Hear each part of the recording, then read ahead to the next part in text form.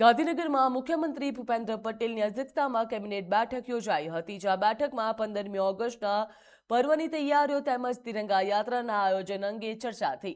આ ઉપરાંત રાજ્યમાં ચાલી રહેલી ચોમાસાની સ્થિતિ અને આપત્તિ વ્યવસ્થાપનની પણ તૈયારીઓ કરવામાં આવી।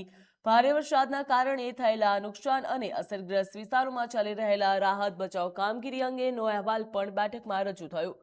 રાજ્યના વિવિધ ડેમો અને જળાશયોમાં પાણીની ઉપલબ્ધતા તેમજ જળ વ્યવસ્થાપન અંગે પણ ચર્ચા થવાની શક્યતા છે, જ્યાં ખેડૂતો માટે ખાતર, બિયારણ, સિંચાઈના પાણીની ઉપલબ્ધતા અંગેની સ્થિતિની સમીક્ષા કરવામાં આવી શકે છે, જેથી ચોમાસા દરમિયાન ખેડૂતોને મુશ્કેલી ન પડે તેના માટે જરૂરી વ્યવસ્થા કરી શકાય। વરસાદની ઋતુમાં પાણીજન્ય અને મચ્છરજન્ય રોગચાળો ન ફેલાય તેના માટે આરોગ્ય વિભાગની તૈયારીઓની પણ સમીક્ષા થવાની છે, જ્યાં દવાઓની જથ્થા, મેડિકલ ટીમો અને જિલ્લા કક્ષાની આરોગ્ય વ્યવસ્થાની પણ સમીક્ષા થઈ।